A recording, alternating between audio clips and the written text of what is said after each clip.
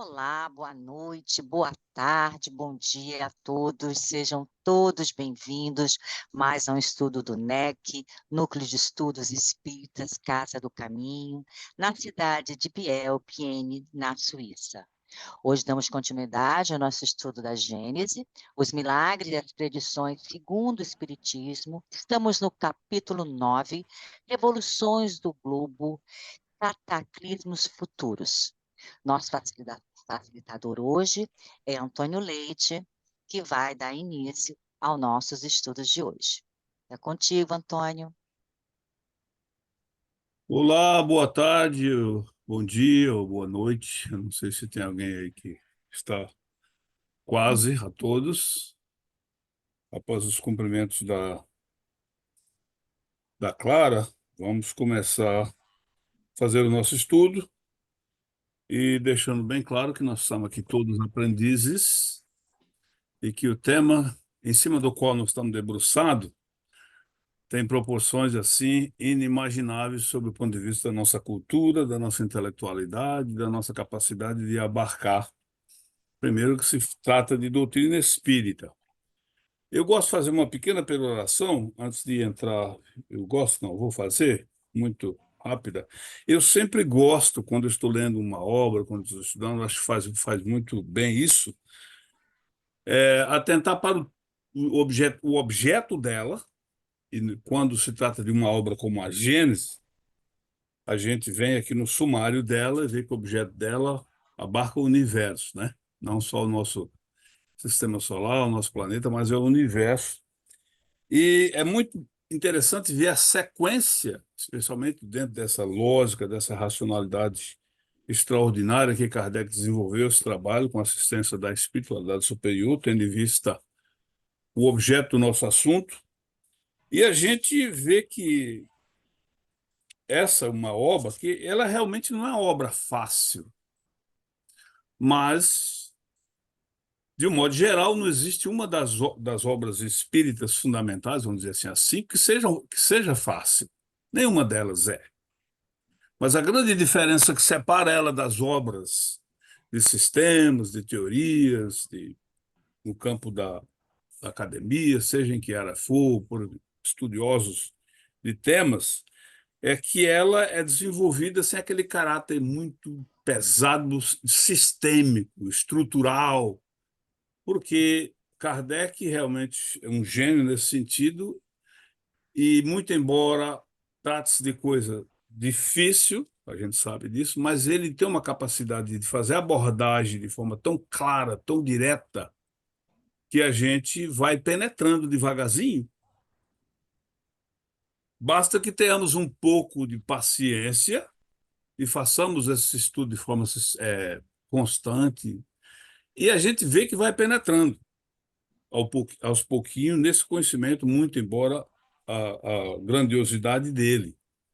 E eu me recordo aqui, eu não sei se todos, eu perguntaria mais de modo especial ao Júlio, se ele estava aqui no momento em que nós estudamos o capítulo 6 da uranografia geral. Não me recordo, Júlio. Não, você não estava, você Não, já não entrou estava. depois, né? Eu não participava, eu não tinha conhecimento ainda da existência do grupo. Correto. E eu me refiro ao uranografia geral, por ser um capítulo absolutamente amplo e de profundas inquirições de cunho científico e metafísico, filosófico e por aí vai. Só que ele assusta um pouco porque é um capítulo inteiramente psicografado, como Kardec deixa logo no começo, e a gente teve muito problema ao longo do... Problema no sentido de dúvidas, de inquirições, de querer avançar, de querer passar o carro na frente dos bois, e a gente teve alguns problemas de... Mas, voltando no tempo hoje, e a gente percebe o quanto foi positivo o estudo, com todas as nossas dificuldades de penetrar nessa obra extraordinária, e mais especificamente nesse capítulo, e daí, na sequência, nós estamos tendo, assim, pelo menos, eu estou falando uma impressão aqui muito pessoal, mas eu acho que todos que estão aqui desde o começo, do estudo dessa obra vem sentindo isso também. E por que eu estou falando isso? Eu estou falando isso porque a Gênese foi em nosso meio durante muito tempo, ela foi vista como uma obra impossível de se olhar para ela, que era muito difícil, que não se estudou ela dentro do movimento espírita, que era muito difícil, isso, aquilo, enfim, coisas que vocês sabem muito bem. E a gente vai chegando a gente constata que não é bem isso, porque a doutrina espírita, que não é doutrina dos homens, não é uma doutrina acadêmica, estruturalmente falando, ela abarca o universo. E por aí, e dentro disso, a gente só tem que ter um pouquinho de paciência e ir estudando essas obras. E não há uma que seja mais importante do que a outra. Nesse particular, eu gosto muito sempre de estar olhando para o livro dos Espíritos, porque todas as outras 4 obras, a estrutura inteira da doutrina, que é a obra máxima de todas elas, porque todas as outras nascem dentro dela. E ele já antecipa muitas coisas que, numa estrutura de princípios e conceitos mais abrangentes, a gente vai entendendo mais um pouquinho, muito embora vá lidar na frente com conceitos que são muitas vezes difíceis do alcance da maioria, porque nós não somos da área científica, nós não somos da área da academia, e alguns temas realmente são áridos. Mas a gente vai percebendo isso. Eu acho que vocês estão acompanhando o raciocínio que eu fiz, e eu estou fazendo referência ao capítulo da uronografia, que é o 6, e aqui eu faço uma menção especial para nós darmos, não precisa ser agora, depois uma olhadinha no item 11. São vários itens, é um capítulo extenso, no item 11. Eu não sei se a Zélia permitisse, talvez fosse até interessante Sim. vê-lo, Zélia, dar uma lida, Peraí. porque Então, ele é peraí. tão assim. Tô indo. Qual o item? É o item 11 do capítulo 6, a uranografia. Certo. Então, você vai falando que eu vou... Item 11. Alguém pode até Tá. ler aí para... Só me diz aí a página. Você é Na fácil. minha Gênesis aqui está na página 139, que é a primeira edição. Mas se você for ao capítulo 6... Pronto, só um instantinho, Antônio. Tá. Já está no capítulo 6º. Correto, Item... agora item 11. Não, está no capítulo 4. Não, mas peraí, você não é 6 não, Zélia. É porque você falou 39, né? Não, página 139. É a Gênesis, né? Correto? Peraí. Nós Agora estamos na também, Gênesis né? aí? Não. Ah, ok. Esse Você aí é fala o no livro dos 4. Espíritos, por isso. Eu estava no livro dos É, Espíritos. correto. Agora está Agora, na vá Gênesis. lá. Capítulo Pronto, 6, agora no... item 11. Já passou, Zélia, já passou 17 Não, aqui. esse é o 14. Você falou Não, mas é 11? 11, é 11. Então, Então tá para trás. Aí. aqui o 11. Oxe, aqui. Porque agora chegamos nele. Alguém quer ler? Terezinha, você poderia ler? Eu posso ler? Posso sim. Tanto faz. Eu posso ler? Então, tá Então bom. vamos lá, Júlio. Por favor. É porque eu fiquei curioso para ver. A natureza jamais se opôs a ela própria. O brasão do universo tem uma só divisa: unidade, variedade. Remontando a escala dos mundos, encontra-se a unidade da harmonia e da criação ao mesmo tempo que uma variedade infinita nesse imenso canteiro de estrelas.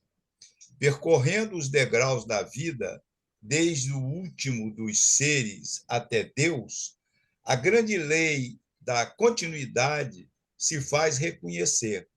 Considerando as forças nelas mesmas, pode-se formar uma série cuja resultante, confundindo-se com a geratriz, é a lei universal. Vós não saberíeis apreciar essa lei em toda a sua extensão, porque as forças que a representam, no campo de vossas observações, são restritas e limitadas.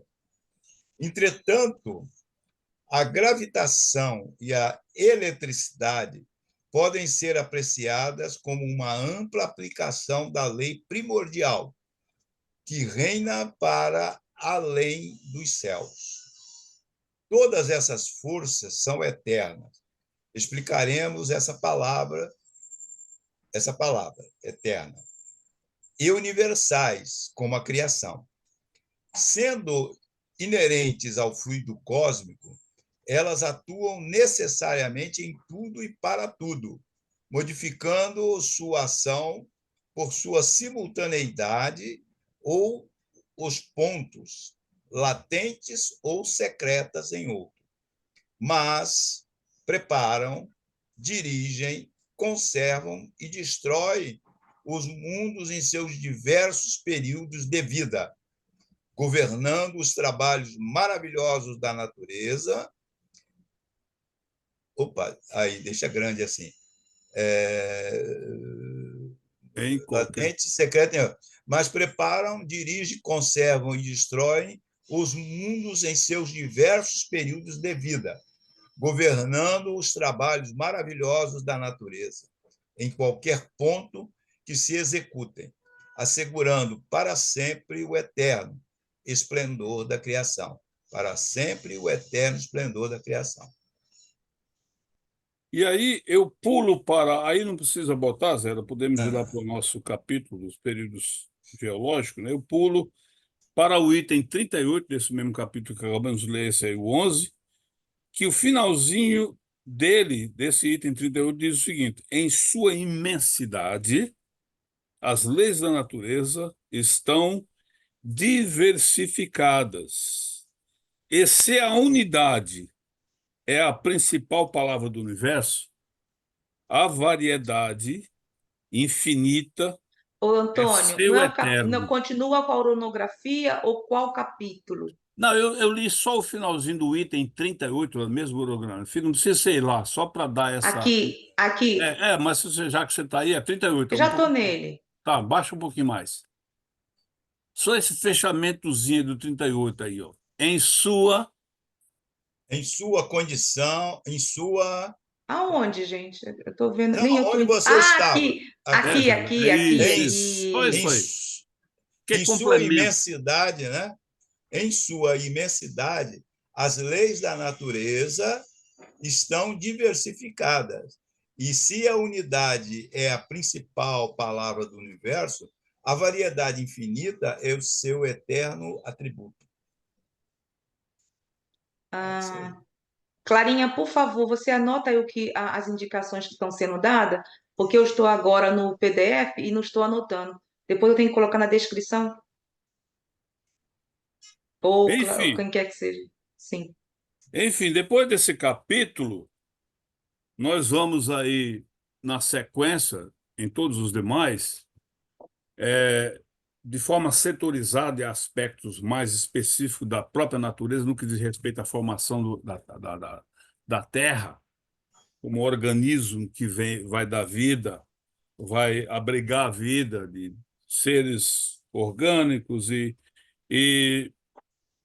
aliás, no final desse capítulo 9 que nós já estamos aqui, é o tópico de hoje, nós vamos entrar na parte da gênese orgânica, porque até aqui tem se falado sobre teoria, sobre o sistema, de como a Terra, como ela surgiu, como que ela se desenvolveu, o processo dela de solidificação, essa coisa toda.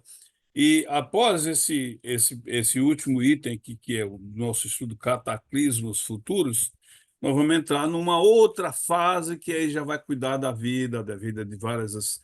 Então é interessante para ver essa sequência e todo o encadeamento numa visão macro, estrutural, sob o ponto de vista da filosofia, da ciência e da metafísica, do caminho que o ser humano tem traçado de lá aqui e vai continuar traçando dentro desse condão, dessa enormidade de leis universais, nessa variedade infinita que se conduz tudo para a unidade.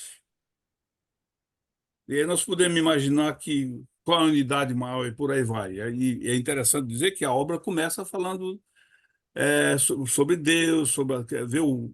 Então, é muito interessante dar uma olhadinha no sumário dos temas estudados até aqui e na sequência que a gente vai tendo possibilidade de se encaixar com um pouquinho mais de percepção dentro do tema estudado e a gente vai avançando um pouquinho, principalmente nós que não somos aquinhoados, como é o caso do Júlio aí, da ciência, dos conhecimentos científicos, intelectuais dessa questão, que para a gente mas como quer queira ou não, Júlio, você estudou a questão técnica, a questão estrutural desse processo, e a gente tem informações, vai adquirindo informações. Daí porque esse estudo em conjunto é fundamental, porque a gente se soma, né?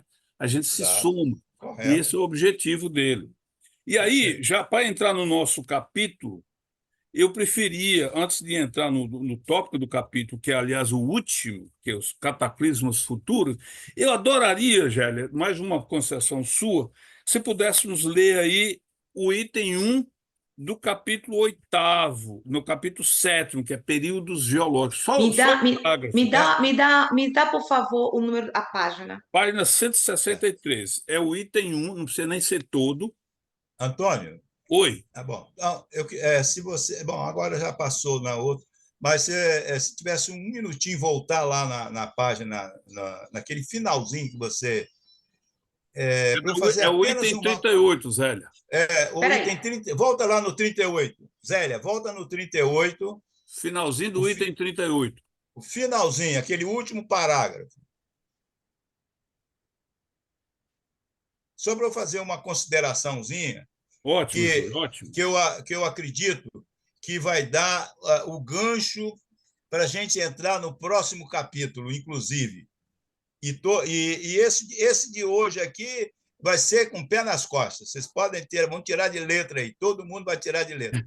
Mas veja bem, Só um instantinho antes de que o senhor comece, seu Júlio, eu gostaria de salientar que o capítulo no qual nos encontramos, o capítulo 9, Revoluções do Globo, nós vamos ver que já começamos o estudo no capítulo 7º, tá? Então, é só uma ampliação do capítulo 7º, que eu não sei nem o tema lá do capítulo 7º, tá? Peraí.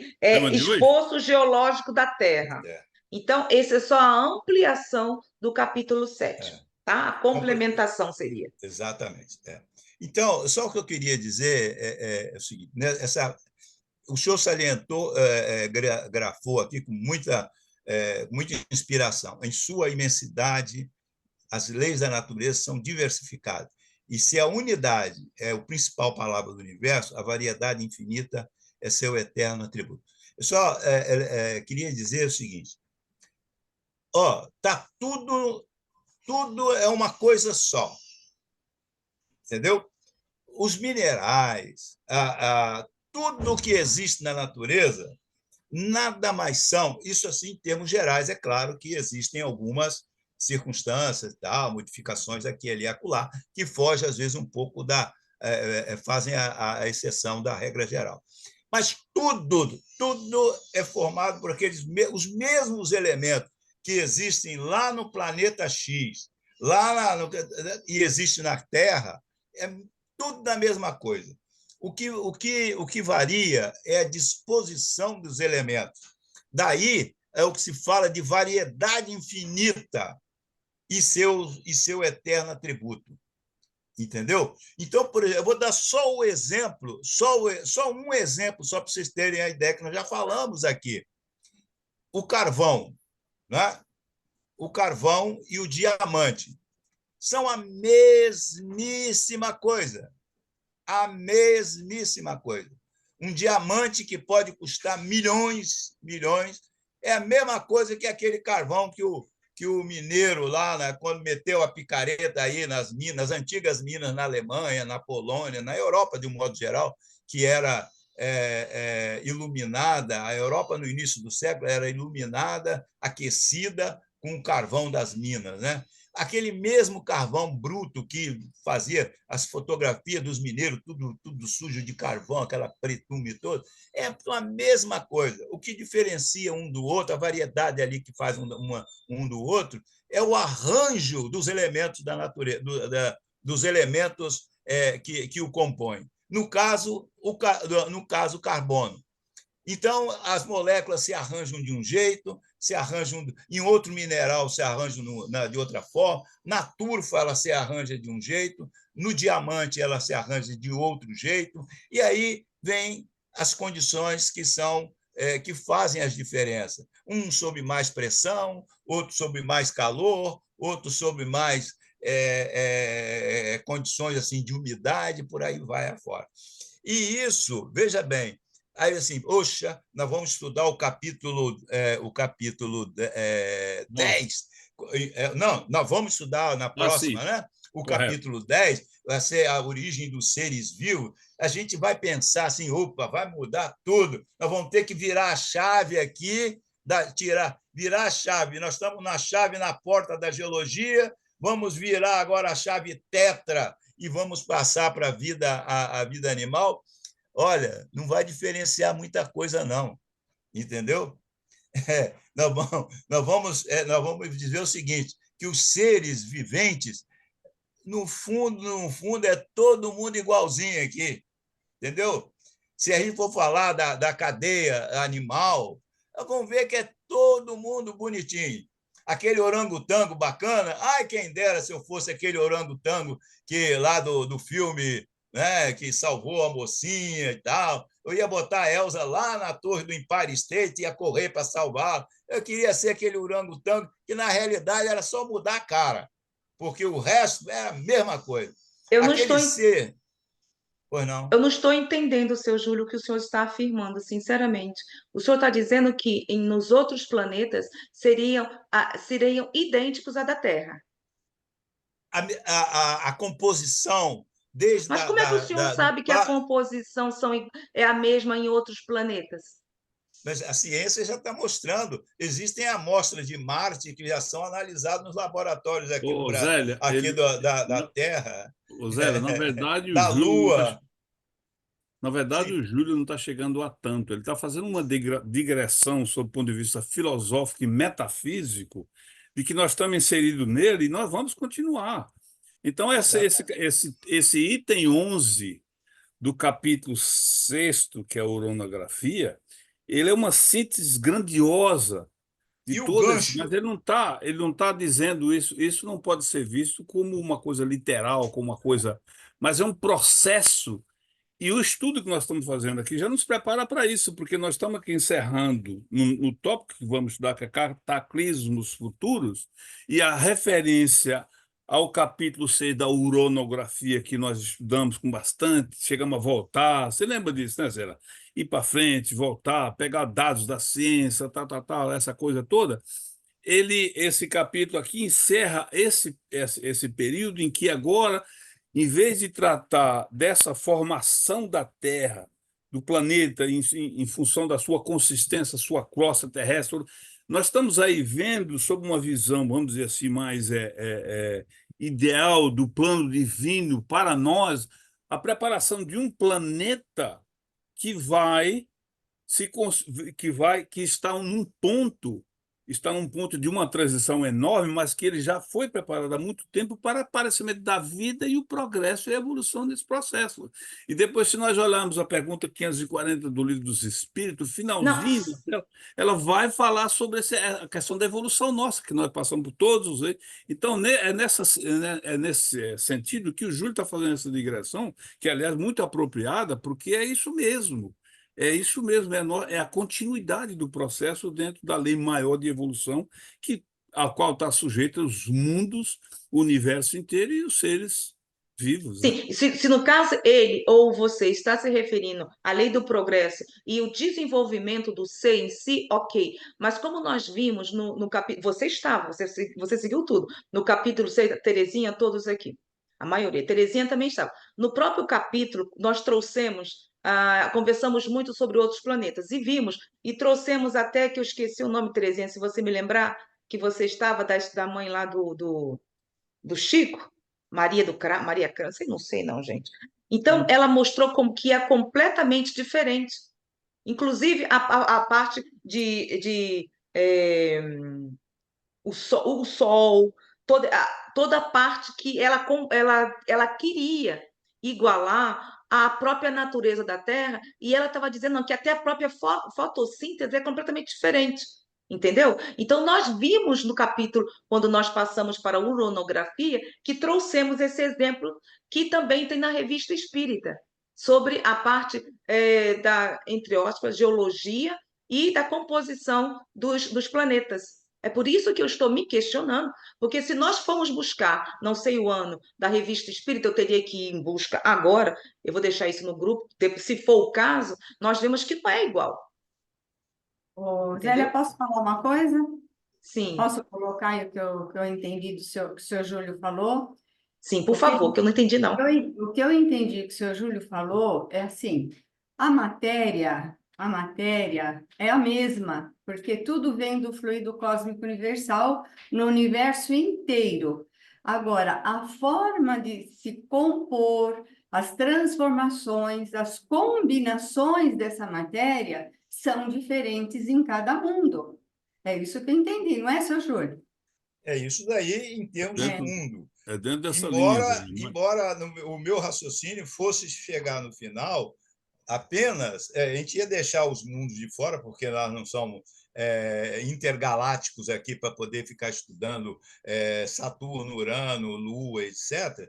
Então, mas nós vamos chegar no ponto da passagem do capítulo 9 para o capítulo 10, que são, nós estudamos aqui a Terra, composições minerais, e ao passarmos para o estudo dos seres viventes, que nós vamos entrar no capítulo 10, nós vamos ver que essa unidade existe e apenas as variedades, entendeu? O tipo, por exemplo, humano para o animal quadrúpede ou coisa parecida, ou bípede, quase, é a mesma, só muda a disposição de determinados elementos até chegar ao ponto da cisão final, que foi a inteligência.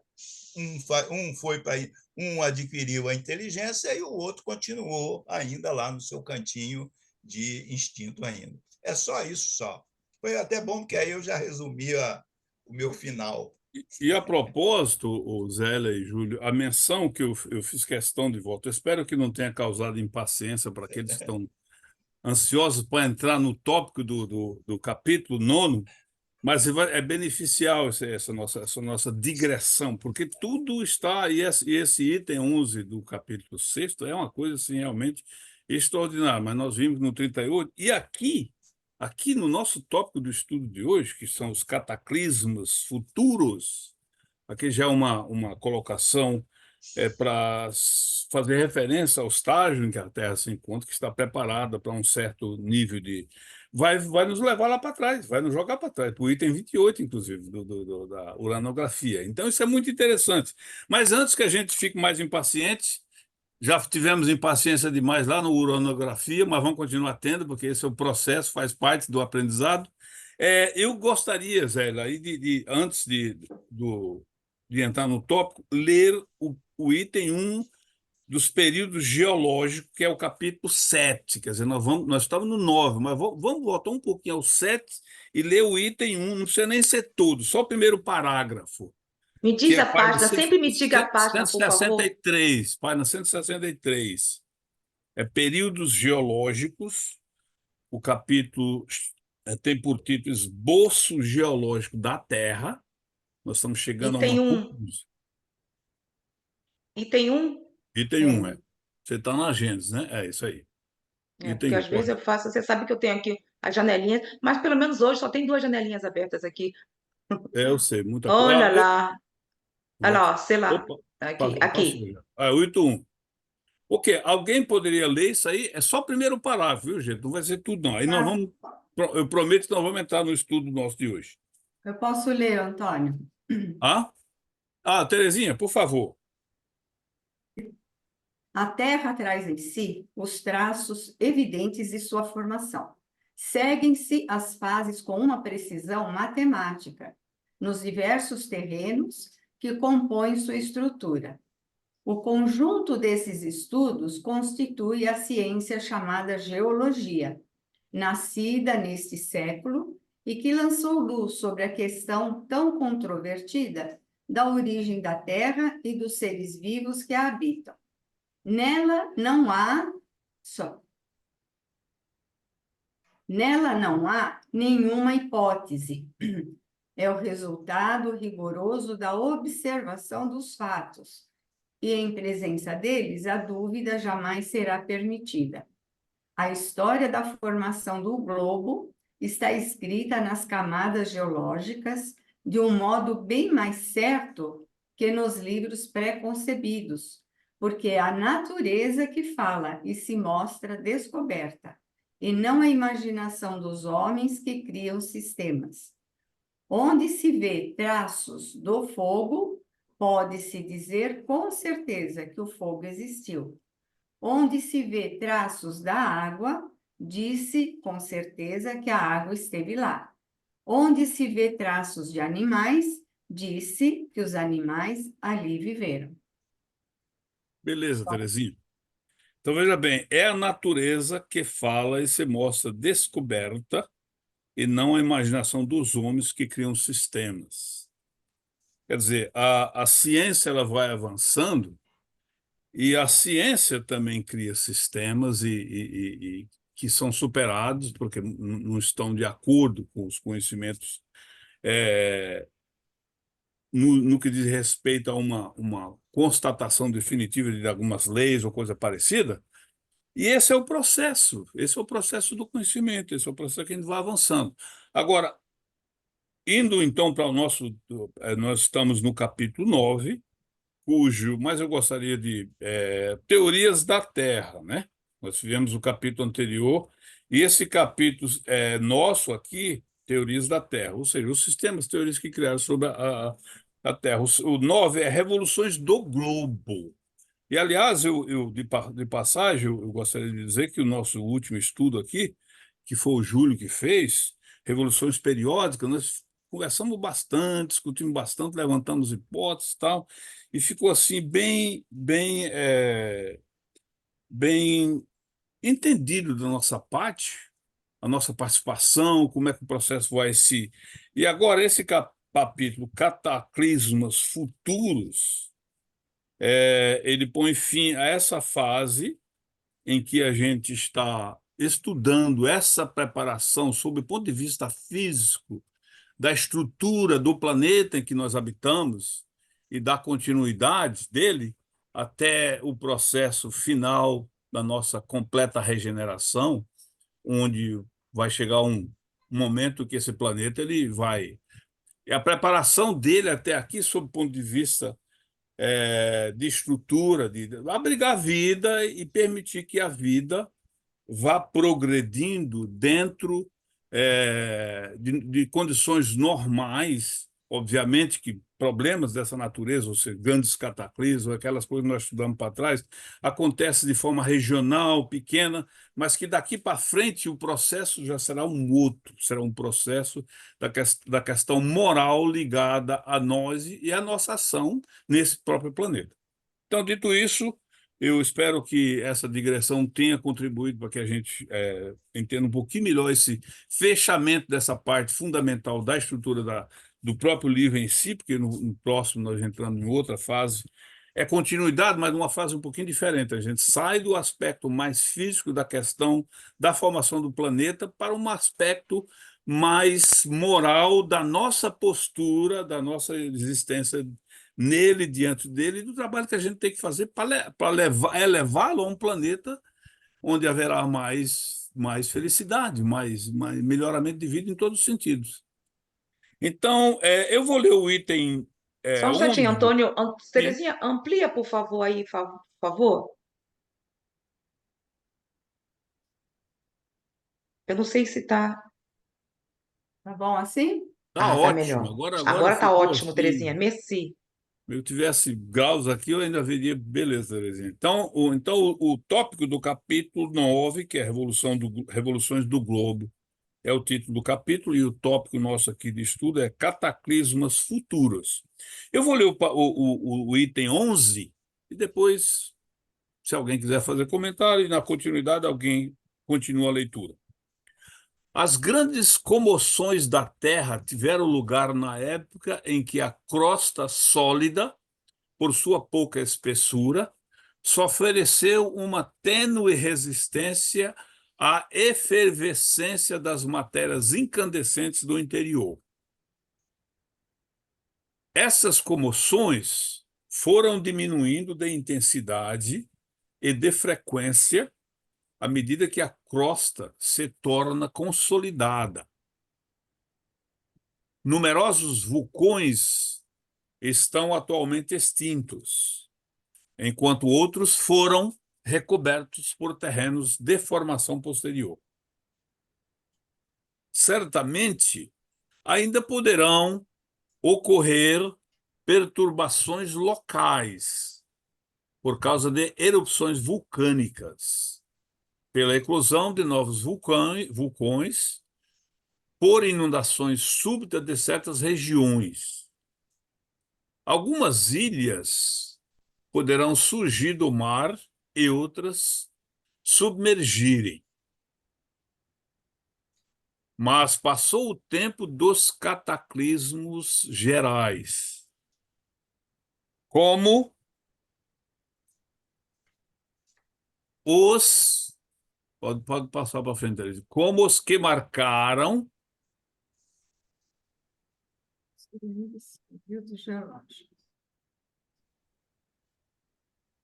um pouquinho para Já está aí, frente, Antônio. mas, Já está. não, mas mais para trás ainda. Né? Passou o tempo. Está aqui, ó. Os cataclismos, né? Como os que marcaram Tá. os Como os grandes que períodos. marcaram os grandes períodos geológicos, correto. Isso, correto. A Terra adquiriu uma estabilidade que, sem ser absolutamente invariável, mantém o gênero humano ao abrigo de perturbações gerais, a não ser pela intervenção de causas desconhecidas, estranhas ao nosso globo, e que nada poderia prevenir. Interessante, não? Oh, e temos aí coisas recentíssimas para poder encaixar nisso daí.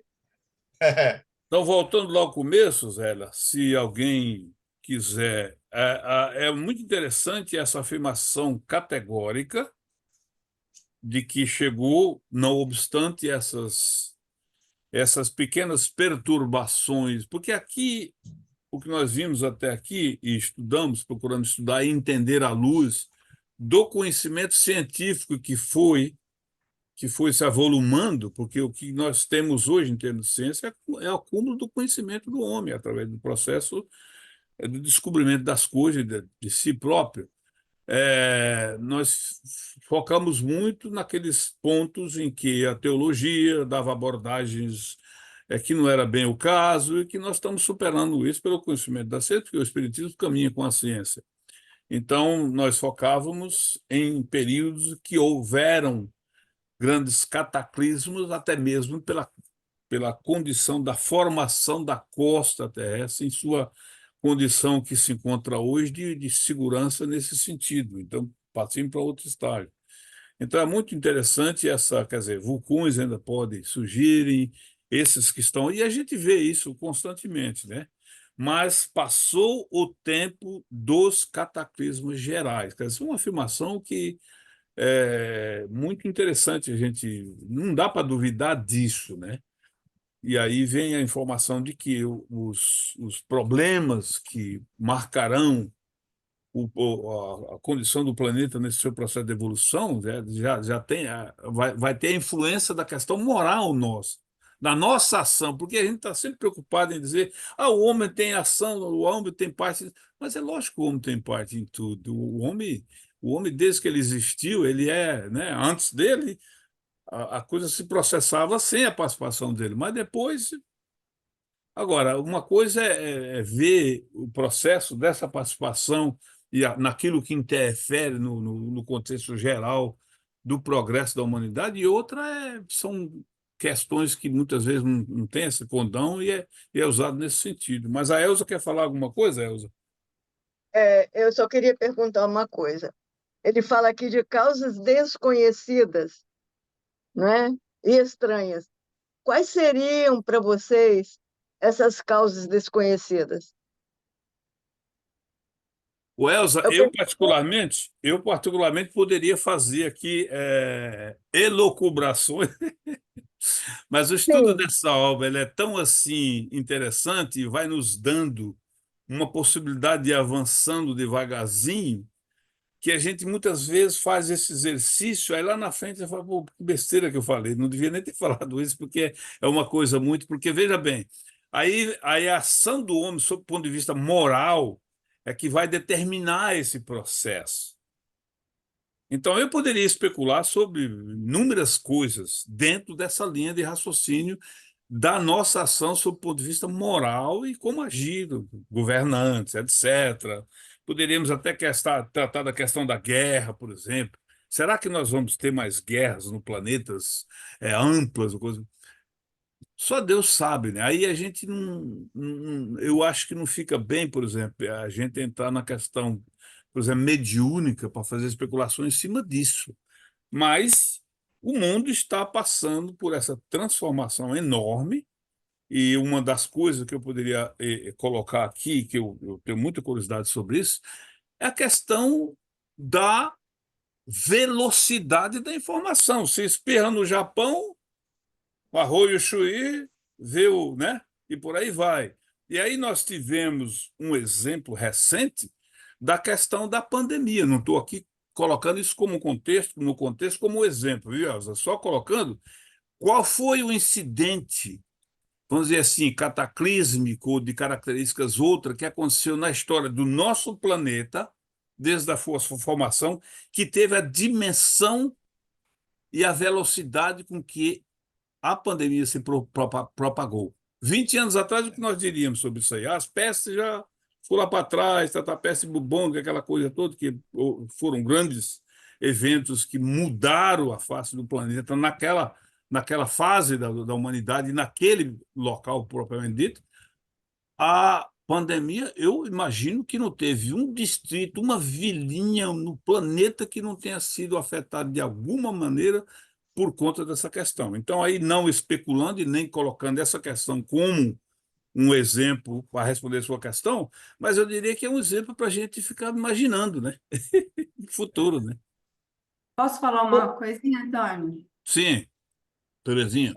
Primeiro, né, essa questão da pandemia, como aconteceu, a forma como aconteceu, que não temos notícia de ter acontecido dessa forma, né, anteriormente, foi a facilidade de viagens, né?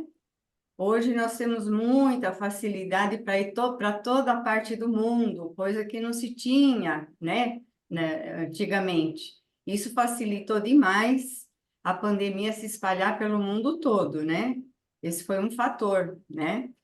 E uma coisa que eu queria perguntar para o seu Júlio como ele fala aqui, passou o tempo dos cataclismos gerais, né? Aquele geral, como nós vimos, né, em aulas, em estudos passados, que o senhor explicou, Certo. né, Uhum. por exemplo, dilúvio universal, aquelas coisas todas. Aham. Não tem mais isso.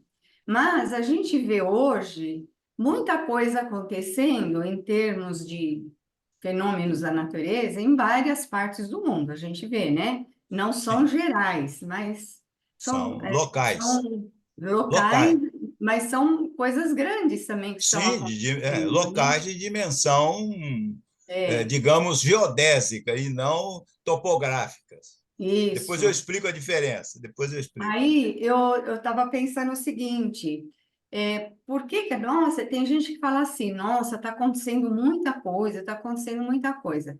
Eu acredito que sempre aconteceu, só que hoje a gente fica sabendo instantaneamente, né? A gente fica sabendo de tudo que acontece praticamente instantaneamente. Eu acho que para nós parece que é um negócio que está muito mais do que era antes.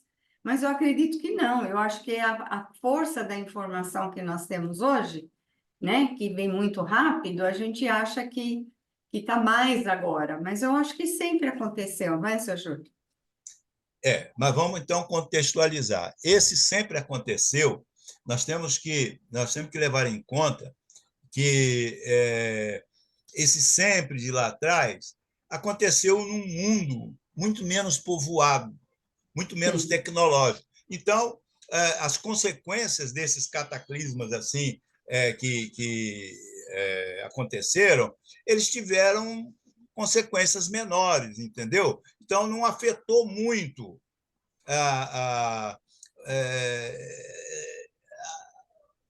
a humanidade, vamos dizer assim. Vamos dar um exemplo.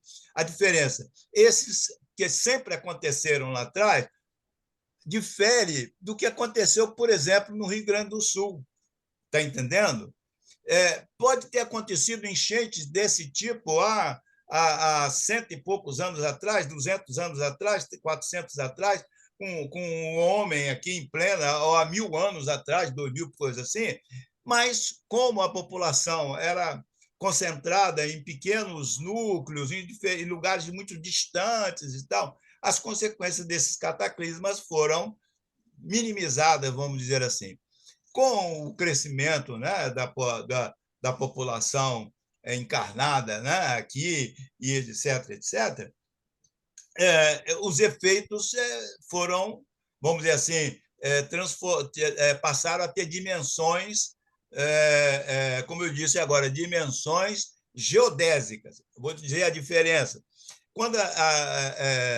Uma das coisas que a gente aprendeu lá no curso, lá atrás, de geologia, de geografia e tudo mais, quando você faz uma... A gente vê, às vezes, na rua, não sei se vocês já observaram, às vezes profissionais com um aparelhozinho, né, medindo a rua, aí o outro lá na frente com uma baliza e tal, chama o topógrafo, né? Às vezes medindo a extensão da rua para poder depois retificar, às vezes na estrada, né?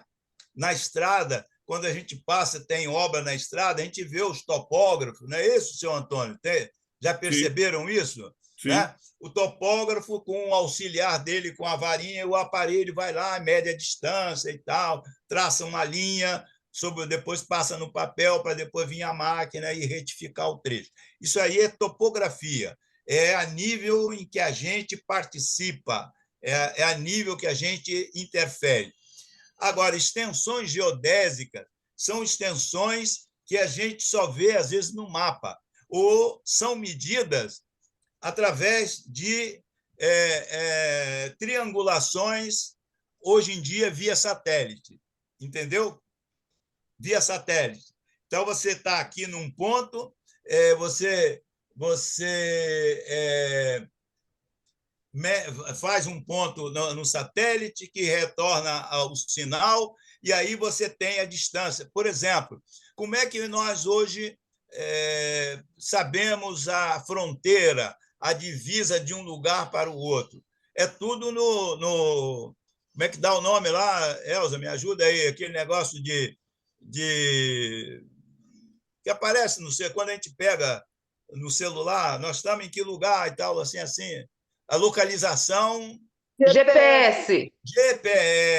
GPS, então distância, tamanhos geodésicos são esses tamanhos que a gente mede pelo GPS, entendeu? Então, eu, por exemplo, eu posso saber onde é que fica exatamente. Eu estou lá na divisa do Espírito Santo com Minas Gerais, eu tenho aquela medida. O topógrafo não pode botar o aparelhozinho dele lá na divisa e atingir aqui em Vitória para saber a distância. Entendeu? Então, são essa diferença entre geodesia e topografia. Uma é muito grande, extensões de ter, assim, que ultrapassa tamanho de cidades, estados e países e o globo todo. São extensão geodésica. E topográficas são essas pequenas. Então,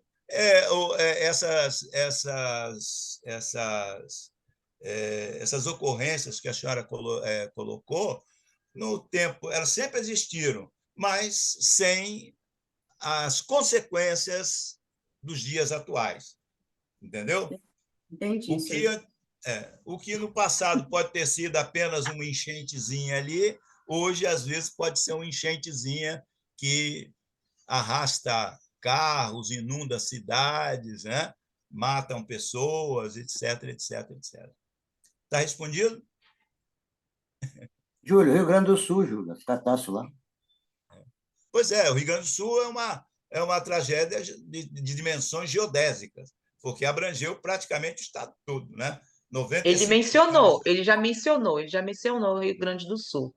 E nessa Então, questão aí, também, é, Terezinha, no cerne da sua inquirição aí, tem o problema da velocidade da informação desse mundo sim, sim, globalizado, né? sim. Em períodos mais remotos, não muito lá atrás, porque também a questão da população aí, das cidades, a dimensão das cidades, das locais onde as pessoas viviam, enfim, as vilas.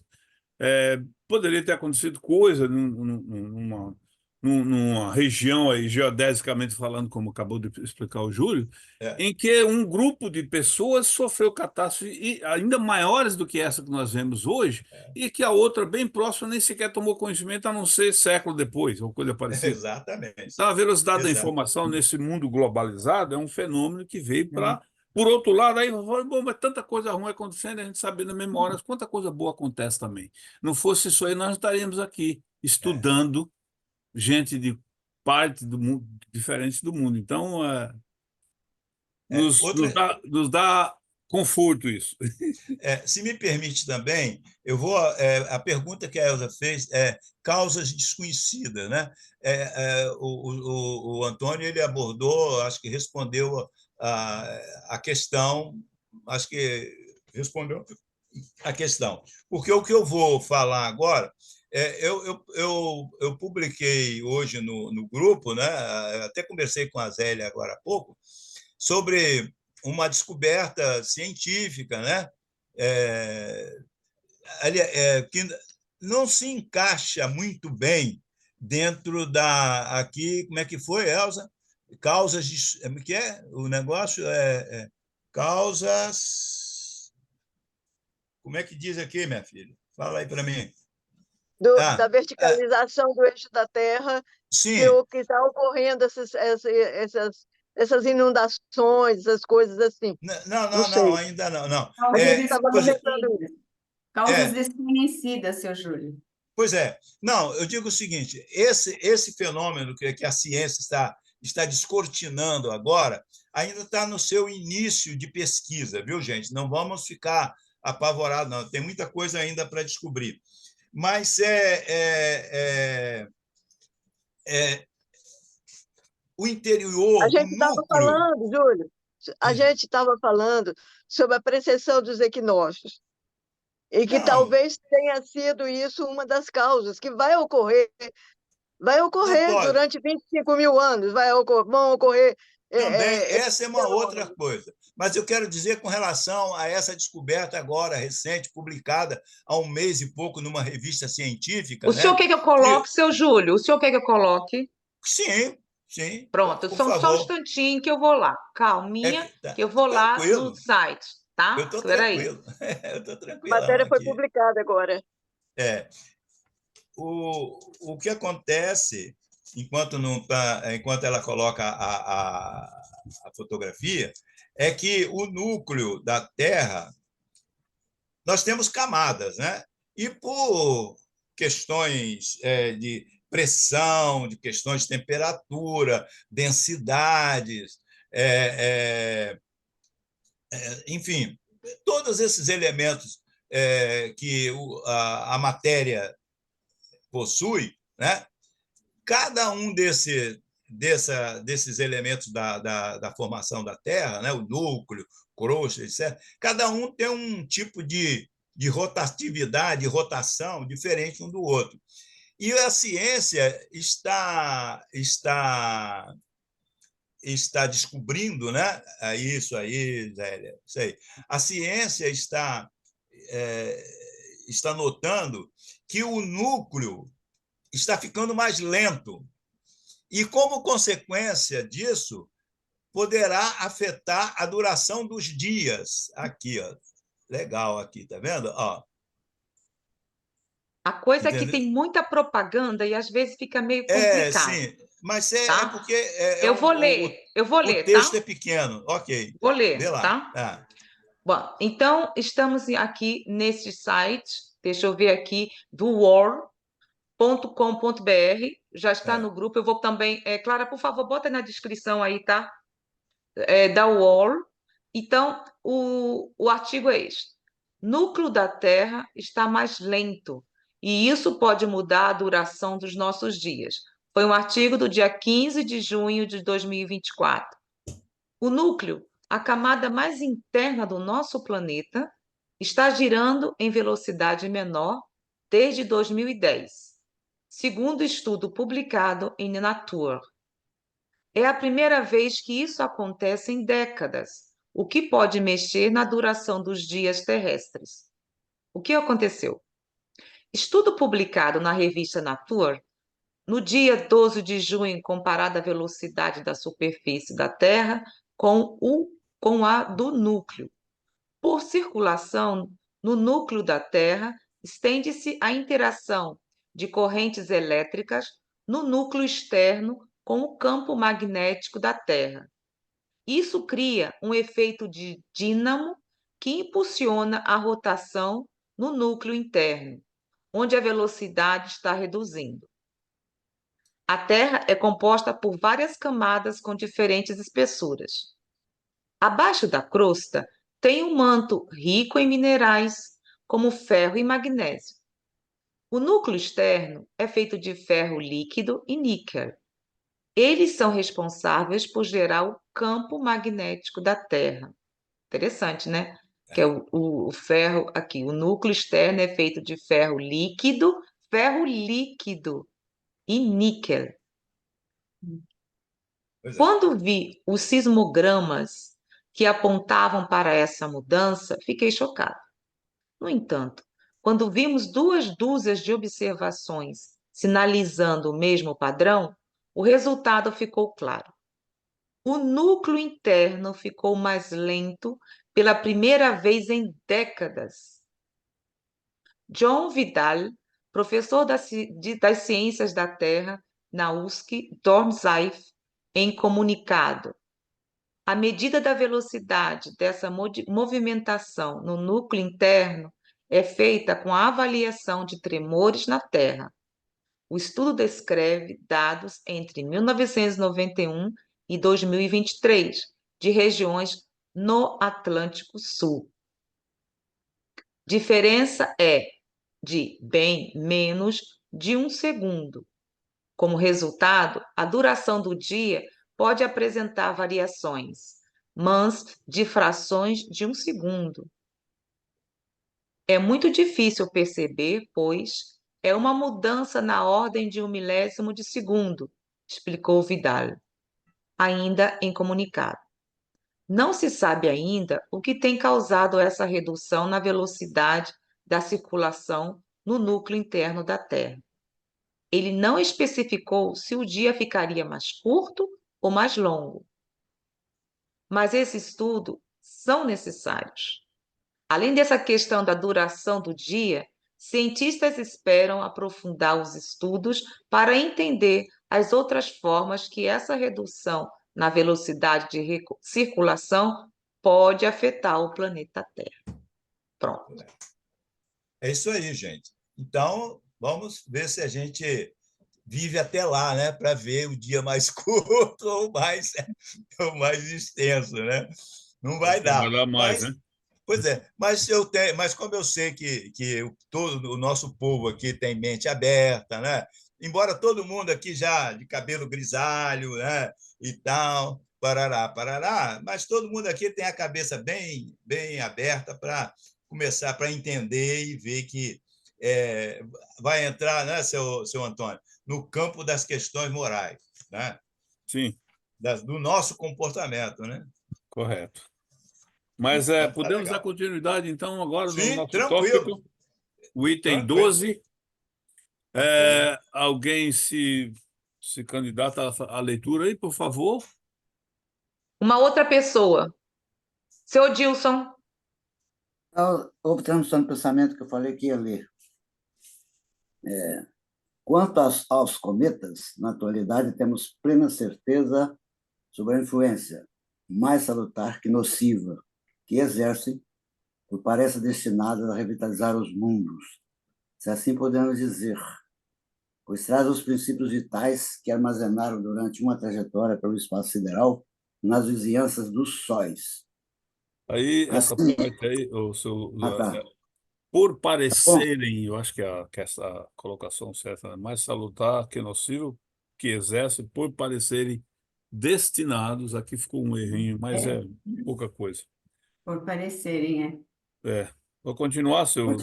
assim seriam fontes de prosperidade em vez de mensageiros de desgraças.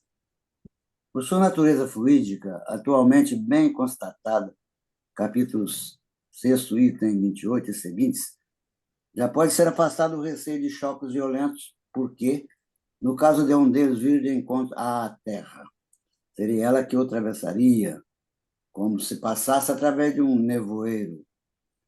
Essa Continua? aqui, essa referência vai lá no capítulo da oronografia. Mas segue lá, o Dilson. Aham.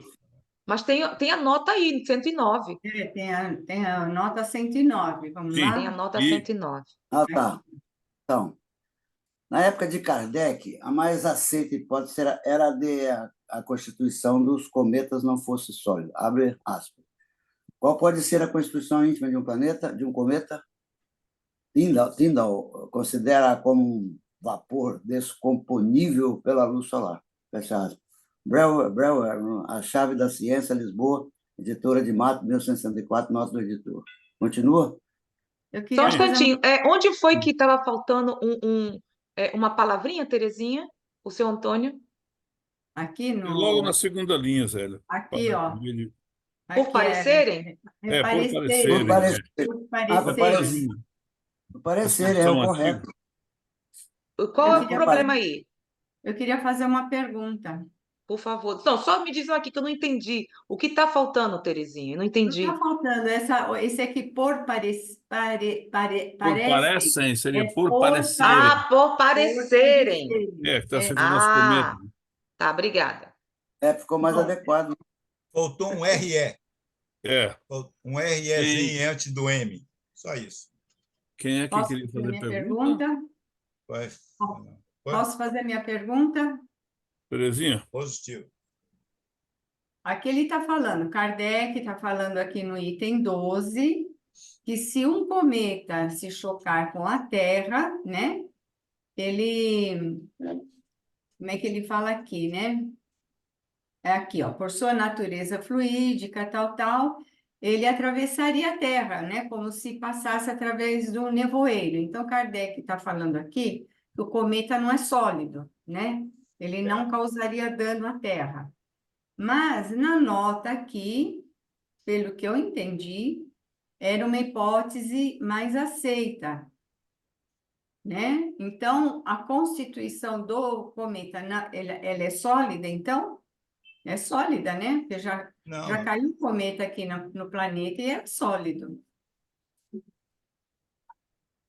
não. Não fosse A mais sólida, aceita, Terezinha. na época de Kardec, a mais aceita hipótese era de que a constituição dos cometas não Não fosse fosse sólida. sólido. Por isso que Não, Kardec fala aquilo, por isso é, que Kardec fala que o cometa não causaria dano na Terra. exato, Mas exato. hoje se sabe que o cometa é sólido, não é? Uh, Agora, e qual pode ser a constituição íntima de um cometa? A Porque pergunta, a interrogação. tem Peraí, até, senhor Gilson. tem Terezinha. até, tem até amostras de cometas, né? Tem amostras de cometa que caíram na Terra e são sólidos. Era isso aí que ficou para mim, ficou. O que vocês acham? Mostra de novo, por favor, Terezinha, onde ele está se referindo lá no item. Ó, aqui, Kardec está Lá no falando. item. Vai direto no item, isso. Aqui, olha, ele está falando aqui. Quanto aos cometas, na atualidade, temos plena certeza sobre a influência mais salutar. Não, é aqui, não, é aqui. Por sua natureza fluídica atualmente constatada, aí vem a nota lá, a nota 109, né? Certo. Já pode ser afastado o receio de choques violentos dos cometas, né? Porque no caso de um deles vir de encontro à Terra, seria ela que o atravessaria como se passasse através do nevoeiro. Então, Kardec está falando aqui que o cometa não é sólido. Mas ele está mencionando, Terezinha, o capítulo 6, item 28 e seguinte. Teríamos que dar uma olhadinha no capítulo Não, 6 e espera um 28 e seguinte. Só um minutinho, Zélia, eu quero só completar aqui. Então, aqui, pelo que Kardec está falando, ele estava se baseando no conhecimento científico da época, Da época. que dizia que os cometas não eram sólidos. Certo? É isso. Mas hoje nós sabemos que são sólidos, porque existem até amostras de cometa que caíram na Terra. Existem. E aí, Posso senhor? dar. É o seguinte: não é, o cometa não é uma massa única, entendeu? Não é uma massa única. Por exemplo, o rastro, aquela cauda, aquela coisa toda, são fragmentos, entendeu? Sim. E esses fragmentos é que podem, não digo também assim, uma mudança brusca, mas que por questões, de, como a gente fala assim, em termos de universalidade, né? Alguns movimentos, ele pode cair uma desses pequenos fragmentos, eles podem se desviar e cair na Terra. E muitos deles, por serem pequenos, né? Por formar aquele rastro, porque como formam um rastro, é porque são muitas, são centenas, milhares, sei lá, de pequenos, de pequena. Também não é desse tamanho, não. De pequenos blocos, que ao entrar na atmosfera da Terra, também tem esse detalhe desse conhecimento. Ao entrar na atmosfera da Terra, eles se derretem. Também tem isso. Né? Não é minha área, minha especialidade, não. Cometa, isso aí já é outra ciência. Mas, pelo que eu tenho conhecimento, eles. O último cometa que passou aqui foi o Halley, né? Há alguns anos atrás, mas não é problema nenhum. E também eles têm rastros definidos. O que a ciência pode também pode dizer aí é que eles têm órbitas definidas. E essas órbitas efetivamente não coincidiriam com a Terra. Não coincidiria. Mas, É Júlio, uma possibilidade muito remota, muito remota. na Pois verdade, não. aqui, por isso que também nós voltamos lá ao início da nossa conversa, Hum. faz referência ao capítulo 6 da oronografia, e É isso que eu estou aí, falando. e menciona aí os itens 28 Sobre os e cometas. seguintes, que seria 28 Exatamente. a 31. Mas aqui, eu lendo aqui apenas o 30, apenas o 30, aqui está falando dos cometas. Apenas o 30 nos dá porque essa coisa aqui ela vai muito, muito fundo nessa questão que está além do aspecto apenas de possibilidade, que aí ele afasta totalmente essa possibilidade desse choque destrutivo para um cataclismo ou parecida, mas fala de uma característica especial desses corpos que perambula aí pelo infinito possível e agregam elementos que, em vez de nos causar prejuízo, vêm trazer alguns benefícios para o nosso planeta. Então vamos ler ao 30, eu vou ler aqui. Não sei Peraí, se Eva, deixa, ela vai colocar na tela. Por você quer isso pôr. que está aqui, está Beleza. pedindo uma Então é o indicação. item 30, Quando Zé. se indica, Kardec indica, é para irmos primeiro no capítulo que ele está indicando, para depois tirarmos a nossa conclusão. Bom, então vamos Eu lá no diria que capítulo o 6, por 30 favor. resolve um pouco o nosso problema agora. Vamos lá Ele para está ele? dizendo, está aqui indicando. Eu falei antes isso. Por favor, Terezinha, no capítulo 6, compartilha Item aí, por 30. favor. Voltar no capítulo 6? Até pedindo para colocar no capítulo 6, item Você 28, sabe 30. o número da página? Porque agora tem que É procurar. 148, Terezinha, da Gênesis. 148, tá. Vai no 30 direto, que eu acho que já nos ajuda a Aqui, ter um entendimento melhor da questão. 148, aqui, ó. De cima. Isso. Aqui, O item 30, volta um pouco mais. Eu o acho que item essa sua 30. edição aí, pode voltar, item 30. Acho que sua edição é diferente dessa da minha. Eu estou com a primeira aqui. Gente dela, peraí que eu vou lá compartilhar para ser Aqui, mais vai rápido, chegar lá. Estou porque achando aqui, Zélia, estou achando. Ó, Item item 30, 30. Pronto. Isso. A lei de... Posso ler? Pode. A lei de variedade é aplicada com uma tão grande profusão nos trabalhos da natureza que se indaga como os naturalistas, astrônomos ou filósofos, é isso aqui mesmo, Antônio? Isso mesmo. Têm criado tantos sistemas para assemelhar os cometas aos astros planetários, não vendo neles mais que astros em um grau mais ou menos elevado de desenvolvimento ou caducidade. Os quadros da natureza deviam amplamente bastar para afastar do observador a preocupação de encontrar relações que não existam e deixar aos cometas o papel modesto, mas útil, de astros errantes, servindo de exploradores nos impérios solares.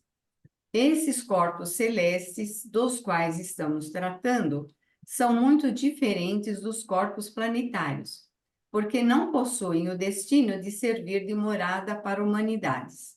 Vão sucessivamente de sol em sol, enriquecendo-se em sua rota com os fragmentos planetários reduzidos a estado de vapor, absorvendo nos focos solares os princípios vivificantes e renovadores que derramam sobre os mundos terrestres. Isso aqui nós estudamos aquela vez, né? E quando eu pesquisei isso aqui, hoje também existem teorias que falam que os cometas trazem para a Terra elementos vitais, né? Eles aurem esses elementos em outros globos, em outros sistemas, e quando passam pela Terra, eles, vamos dizer, deixam cair aqui, né? Elementos vitais, né? Isso daí. Então, aí está entrando no tópico que estamos estudando, está falando justamente da natureza benéfica e não nociva desses Sim. seres que de forma nenhuma representam um perigo para cataclismo, coisa parecida no futuro. Então lá coloca de forma mais, eu acho que dá para... E na continuidade, até o Jaime falou aí da questão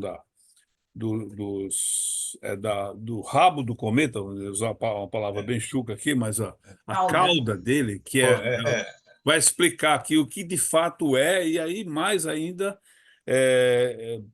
fica claro essa questão, né? Terezinha, você pode continuar então?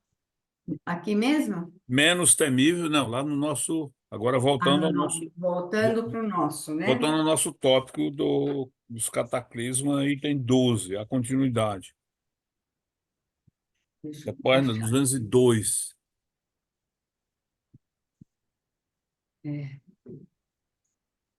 Tá longe. Chegando lá. Chegamos. É o item 13 agora?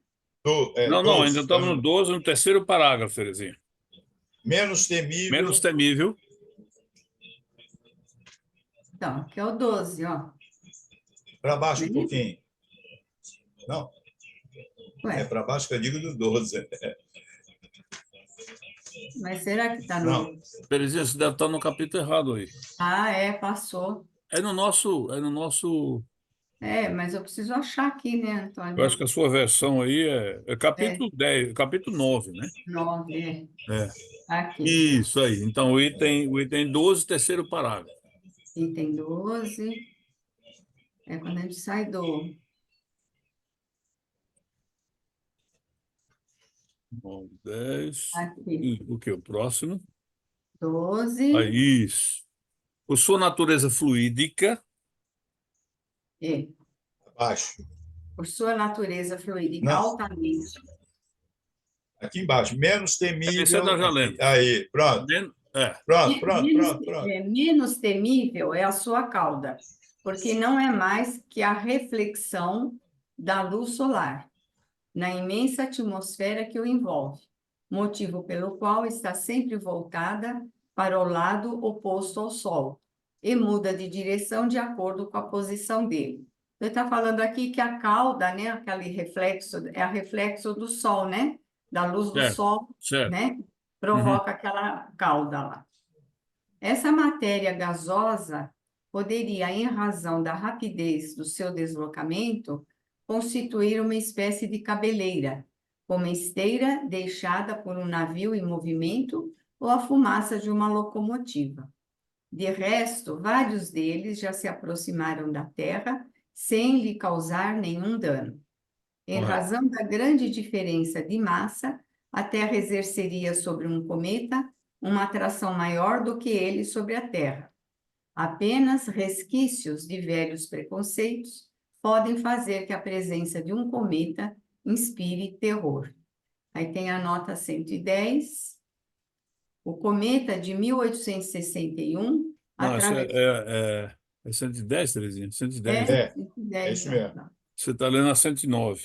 Não, estou lendo a Não, 110. 110. É o cometa, é 110. O cometa de 1861 Ah, é.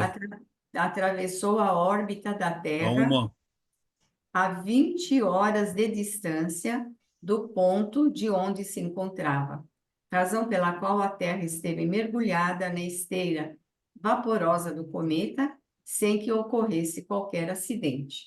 Nota de Allan Kardec. essa nota minha aqui, ela tem uma incongruência, a minha é 10. Mas, Ah, enfim, mas eu acho que ficou claro aí, né? Porque a colocação aí do tópico que nós estamos estudando é a questão dessa, dessa falta de perigo para a sim. ocorrência de cataclismo, coisa parecida, né? Então, alguma coisa mais? Alguém? Podemos, por exemplo, o 13, né? Eu vou recomeçar, eu vou continuar a leitura no 13, nós podemos acabar, e nós temos tempo para acabar o tópico, né, Zé? Por É favor, preciso. posso fazer uma colocação?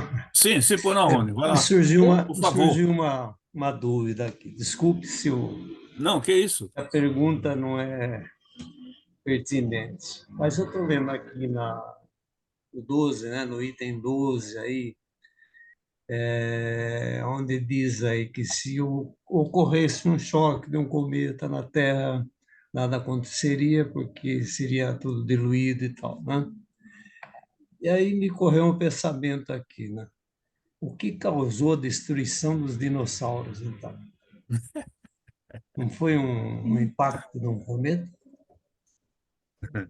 Bom, na verdade, não existe uma. Que eu saiba, o Júlio pode falar melhor disso aí, mas que eu saiba, não existe uma constatação real, Socorre aí, seu certa, Júlio, do que socorre aí. foi exatamente, mas algum corpo celeste, mas isso é Sim. em período muito mais remoto do que nós estamos aqui, não é isso? Alguns falam que foi um pedaço da Lua, outros dizem que foi um asteroide, e existem algumas teorias, entendeu? Não é também a minha área, não, mas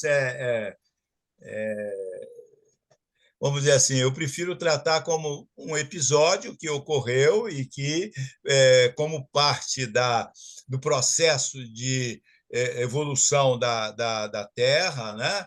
Tanto no aspecto físico, aspecto físico das questões dos cataclismas, etc., e tal, geológico, como também no processo evolutivo da cadeia animal.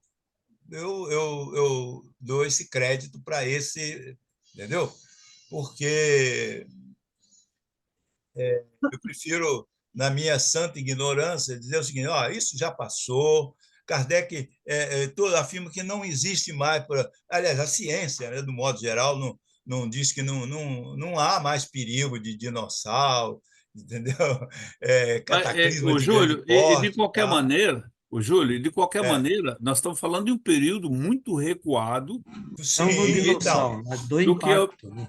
do que é objeto do estudo aqui, né, que está bem pois mais é, para frente e pois tal. é. Então, Não, esses mas corpos, a gente é, poderia imaginar que esses corpos que existiam nesses períodos, sobre o efeito como é que fala, do efeito da gravitação deles em torno de corpos maiores, que a atração em si, tomaram hoje características absolutamente diferentes, menos possíveis, logicamente, que aqui são ideias, né? Mas o fato é que não existe assim uma constatação certa que foi isso realmente. Ele é uma das hipóteses, né? Mas, de qualquer maneira, estamos falando um tempo recuado e aqui a projeção é para o futuro, para que nós não tenhamos mais essa Mas só preocupação uma coisa, no excessiva. caso, Antônio, Uhum. quando nós estávamos estudando, conversamos também que, inclusive, o seu Júlio trouxe o exemplo do Iura, que fica aqui na Suíça, que está aqui atrás de onde eu moro. Por isso que se chama Jurássico, né? Então, também pode ser que esses animais estivessem num lugar localizado, não precisamente por toda a Terra. Tanto que Exatamente. nós conversamos sobre isso, o seu Rony, nós conversamos sobre isso no capítulo da uranografia. Uranografia, gente? Não, foi, geológico. No capítulo geológico, eu não me lembro qual é. Transformações. No capítulo 7º. Acho que é o 7. Conversamos tanto que o senhor Júlio falou, Zélia, não é à toa que o período se chama Jurássico. Zélia, da onde vem o Iura? Iura é aqui, é onde eu moro, aqui por trás. Então, não precisamente que caiu alguma coisa no planeta Terra, e sim pode ter sido local, como está ocorrendo aqui na Alemanha, como essa parte, como também lá no Rio Grande do Sul, e não precisamente, seu Rony, em todo o planeta, pode ter sido local. Seu Júlio? Mas, sim, só para o Rony poder entender, esse local aí, vamos dizer assim... mesmo assim, teria havido um impacto. Sim, lógico. Por Mas exemplo, houve um impacto. na época, agora estou me lembrando, com o aparecimento da cadeia do Jura, ele houve sequelas. E é possível que a elevação, o rompimento... Nessa época, a crosta era muito frágil, muito fina. Então, pode ter havido assim, pelo menos temporariamente, durante o período em que houve essa elevação da cadeia, pode ter havido uma modificação climática qualquer que afetou essa comunidade de dinossauros, etc, etc. E nós falamos das placas tectônicas, não é? Que estava se modificando naquela época, estava tudo numa grande confusão ali. E também levar em conta que o mundo naquela época não era continente aqui, mar ali, não, era tudo junto, era um bloco só. Era uma formação maciça, né? Uma formação geológica, né? Uma formação geológica única em todo o mundo. Mais tarde é que veio essas movimentações tectônicas separar os continentes, né? A Europa para um lado, a América para o outro, tal, a cadeia atlântica surge no meio e por aí vai. Entendeu? Mas eu acho que o item 3 nos dá um pouquinho mais de entendimento ainda dessa, quer dizer assim, como se fosse até uma predição de que os tempos estão realmente mais estáveis, né? Lê, por favor, seu Rony. Deixa ele ler, Antônio. Rony, você quer ler, Rony? Rony. Verdade. Seu Rony. 13. Vou ler pela Gênesis aqui. É preciso, igualmente, relegar entre as hipóteses quiméricas a possibilidade da colisão da Terra com outro planeta. A regularidade e a invariabilidade das leis que presidem os movimentos dos corpos celestes tornam impossível qualquer probabilidade de semelhante choque. A Terra, no entanto, terá um fim. Como? Isso é impossível de prever. Mas como ela está ainda longe da perfeição que pode atingir e do envelhecimento que seria um sinal de declínio, seus habitantes atuais podem estar seguros de que tal fato não ocorrerá na época atual. Capítulo 7, número 48 e seguintes. Capítulo 4. Continua? Capítulo 4.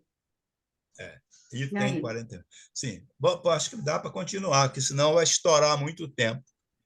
Aí a gente faz comentários. Aham. Vocês falaram do 14. capítulo 4? É. 14. Não, 14, o capítulo... item 14, a continuidade, Rony. Não, é Como é porque na que- nota está assim, aí, senhor Rony, em para parênteses é mim, capítulo 4, item para mim, 48. para Não é mim está 7. capítulo 6, Então, eu vou gente? Não, é corrigir do aqui. No meu capítulo tá, 7, né, Gélio? no meu está 7. É? Aqui no meu tá 4. Eu tá 4 também. Aqui tá no meu capítulo 4, no parêntese. Então, preciso Item corrigir aqui. 48 e seguintes. Eu não É, tenho 4, nem tenho 48. no meu livro da primeira É edição 7, tá na verdade. 7. Nós estudamos recentemente. Nessa edição aqui está Ah, 7. essa é a primeira edição, Rony. É a primeira edição. Tá 7 também, viu? É, 14. pronto. Fisicamente, a Terra teve as convulsões de sua infância. Entrou, então, em um perfeito período de estabilidade relativa do progresso pacífico que se realiza mediante a repetição regular dos mesmos fenômenos físicos e pela participação inteligente do homem. Porém, ainda em pleno trabalho de gestação do progresso moral. Nele será a causa de suas maiores comoções, até que a humanidade tenha crescido suficientemente em perfeição, tanto pela inteligência como pela prática das leis divinas. As maiores perturbações serão causadas mais pelos homens que pela natureza, isto é, serão mais morais e sociais que físicas. Aí tem uma notinha 110, no meu aqui, né? 111. Respondeu minha pergunta. É independente Respondeu. essa notinha, independente? É essa mesmo. Independente das referências científicas então disponíveis, muitas delas superadas, a ideia de fundo de Allan Kardec neste capítulo se sustenta por novas descobertas e constatações. Não se deve temer ou interpretar as profecias do fim do mundo como tendo características físicas catastróficas, mas sim transformações morais de humanidade. Pois é. É bem isso. A gente... Só um instante. O Antônio, Terezinha, Glória, Glória Clara e o seu Rony. Rony, essa nota no teu está no capítulo 7, é? E Terezinha também, é isso, Terezinha? No meu livro físico é capítulo 7. É E 7. deve ser porque no capítulo 4 não tem, não tem Não tem. 48, vai até o É isso capítulo, mesmo. vai até o item 18. Então Correto. é 7 mesmo, Correto. viu? É 7. Então tá errado aí, viu? Aliás, o Então, capítulo O nós meu estamos está é 7. 7 na primeira edição, né? É. 7 mesmo, No então? teu tá qual, Clara? Capítulo 4 ou capítulo 7? É o meu 4. Tá vendo? Então tá, então é o capítulo 7, viu, gente? capítulo 7, é. Obrigada. Então, como nós vimos aí, velho, só para concluir aqui, se alguém quiser fazer mais, nós, esse tópico desse capítulo 9 fecha aí um ciclo bastante interessante, onde se passa a cogitar mais das questões morais, da influência nossa, da ação nossa do homem, sob o ponto de vista moral, para que algo de caráter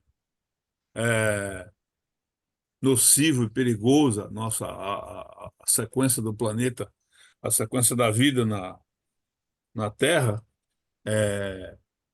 aconteça, né? Então a gente fica aí numa situação em que nós encontramos hoje, por todos os elementos que se nos apresentam, do ponto de vista científico, do que acontece em volta de nós e dos desequilíbrios psicológico de grande parte da humanidade, das enfermidades, disso, daquilo, outro, nós sabemos que e essa questão aí da regeneração do planeta, que é um processo em via, e já por um bom tempo nós sabemos disso, e o entendimento dessas questões não deve ser coisa muito setorizada, imaginar que a Terra vai galgar um estágio além nesse patamar em questão de dezenas de anos, até centenas. Isso aí, sabe lá Deus, 1000 anos no mínimo, né? Existem pessoas que falam isso aí, 1000 ou mais, mas aí também são especulações. O fato é que a constatar e que dá para a gente uma certa certeza de que será isso mesmo, é que esse período de transformações em decorrência de grandes cataclismos gerais já passou. Agora são questões inerentes à nossa ação e sob o ponto de vista moral, né? Não Uau. físico. Se alguém quiser. Eu acho que fecha aqui, na verdade, É, na verdade, desde a uranografia, que é o capítulo 6, se a gente olhar a sequência dos demais capítulos, vai nos dando um pouquinho de percepção maior sobre essa questão, sobre esse ponto de vista, e que tudo que fez aqui até agora, a começar aqui, voltando aqui no. Eu acho muito interessante isso, porque o que que trata os capítulos de o começo da Gênesis aqui, até o capítulo 4. É de Deus, a existência de Deus, natureza divina, providência, visão de Deus, o bem e o mal, aquela coisa toda. Aí começa a entrar na questão do papel da ciência diante dos conhecimentos do passado, mais com base em teorias, em sistemas, isso, aquele outro, do que na ciência propriamente dita. E o Espiritismo veio no auge do conhecimento, do avanço do conhecimento científico, ele se estruturou dentro em que essas questões todas, sob o ponto de vista da ciência, já tinham superado lá os períodos anteriores da caça às bruxas por conta do descobrimento das leis naturais, que é a ciência. Então aí já entrou no estágio de.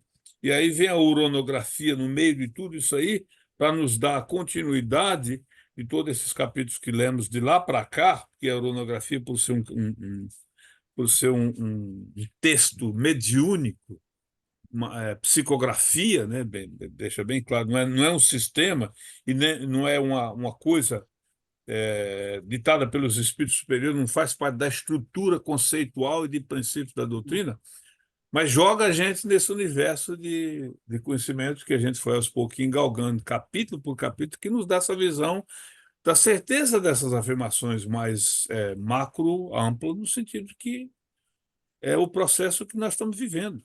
E o nosso papel agora será maior no sentido da nossa própria ação direta no nosso meio, onde quer que estejamos, no contato com os nossos irmãos, que vai realmente transformar a Terra. Não são cataclismos, não são, né, as guerras, essas coisas todas aí. É nós, né? Cabe a nós. Era isso que eu tinha para. É a revolução no campo das ideias, né? Como Kardec Correto, fala também, perfeito, né? É a perfeito. revolução do campo É, das ideias, né? Da transformação moral, né? Renovação do modo de ver, de ser, de sentir, né? É tudo isso. E É uma uma coisa, revolução. Terezinha, complementando o que você disse, é muito importante o que você disse, uma coisa muito clara nisso e não dá para a gente duvidar, que começa por nós próprios individualmente, estejamos nós onde estivermos, façamos o que fizermos, porque é a construção dessa coletividade, entendeu? Desse grupo de individualidades que faz a Tony, coletividade do planeta. e E se me como permite, outras tantas pelo universo fora. peraí, e Júlio, se me deixa eu falar permite, primeiro. Antônio, Sim, o Dilson, Na realidade, somos partícipes de um processo, todos somos partícipes de um processo, né? correto, Lavoisier, é claro, tudo se transforma na natureza. Nós vemos sempre transformações, não é verdade? correto. Júlio? e eu incluo aí o que se chama, o que nós podemos dizer aqui, É um grupinho pequenininho, é uma gota no oceano, mas esse grupo aqui, restaurando a verdade, né? Restaurando as verdades que foram vamos dizer, deixa eu ver se eu acho uma palavra bonita aqui, que foram Maculadas. no passado, né? Vamos colocar assim, né? Foram deturpadas, né? Foram Deturpadas, deturpadas. obrigado. A dona Terezinha sempre me salvando aí. Entendeu? Que Maculadas, foram deturpadas, para não dizer um ma- palavrão, né? Que foram maculadas deturpadas no também, passado. Júlio. Também, pode ser, Maculadas. exatamente. O gesto então, nessa restauração, vamos dizer assim, do correto, eu acho que faz parte desse processo de transformação. Não é isso? Porque é a partir dessa semente aqui, que está desse grupo, e de outros que estão, como esse menino lá do Japão, Todos, no mundo enfim, todo, no no mundo mundo inteiro todo, tem, no no mundo mundo inteiro, inteiro tem uma no sementinha mundo aí inteiro, plantando isso, exatamente. no mundo Então, a inteiro, não partir existe. daí, a gente vai fazer parte desse trabalho de transformação, restaurando a verdade. Certo. Ok? Desse Para processo finalizar, de eu construção, né? gostaria de falar, deixar aqui para o seu Rony, como no meu livro estava também assim estava errado, no capítulo 7º, como foi mencionado por Kardec, no item, deixa eu ver aqui, no item 48, lá no item 48 tem uma nota, a nota 97, onde nós havíamos conversado sobre que essa parte da localização onde foram encontrados fósseis. Então, aonde foram encontrados fósseis, aí fecha também dizendo que no México, em Aldesberg, na Áustria, quer dizer, tudo local. Lá na nota, o senhor está vendo? Na nota 37, 97, inclusive no 48, ele vai. Vamos poder, então, continuar. Senhor, podemos continuar quando estivermos em off. Senhor Odilson, antes de finalizarmos a nossa gravação, o senhor gostaria de deixar alguma coisa? Não esquecer que Jesus foi claro, em João 8,32. Conhecereis a verdade, ela vos libertará. É isso que eu queria lembrar. Antes de finalizar a nossa gravação, alguém gostaria de deixar alguma reflexão? Ô, Zélia, eu vou fazer uma aqui, quer dizer, não é minha, eu vou só que eu li, eu achei interessante. Nós sabemos que o movimento da psicologia experimental e o espiritualismo racional no século em que a doutrina espírita veio ao mundo, através do codificador, com a assistência da espiritualidade superior, a estrutura do conhecimento tomou conta da universidade, não só na França, como se esparramou pelo mundo afora. Aquela estrutura de ensino, aquelas cadeiras que se estudava na época é muito diferente do que veio se estruturar posteriormente, um século depois, e que hoje. Então, o Paulo Henrique de Figueiredo, lá na obra Autonomia, coloca isso de forma bastante apropriada, falando dessas doutrinas todas, e nós temos aí uma delas, é a Teodiceia, que é o estudo de Deus, né? Essa palavra Teodiceia foi criada pelo Leibniz, que, aliás, é uma das obras, que tem outras obras. Teus, Deus, dai-que justiça. Esse é Teodiceia. Existem várias outras obras com esse título, mas a que nós estamos falando aqui, e aliás, essa obra do Paulo Janet, que todo momento se fala aqui, que é a base da estruturação desses conceitos, desse período do espiritualismo racional que se disseminou por todas as academias na França e no mundo. Então, essa obra aqui, que é bem anterior a isso aí, Teodiceia, já com esse título, tem uma frase nela, ele coloca uma frase no início dela, que é muito interessante, a frase de um poeta do século XIX, do século IX, século X. Ele diz o seguinte, o nome dele é Manilius, a obra chama-se Astronômica. Ele diz o seguinte: o que há de admirável, esse é o Leibniz citando essa passagem no início da obra dele, que tem muito a ver com o que nós discutimos aqui, principalmente na fase seguinte dos nossos estudos.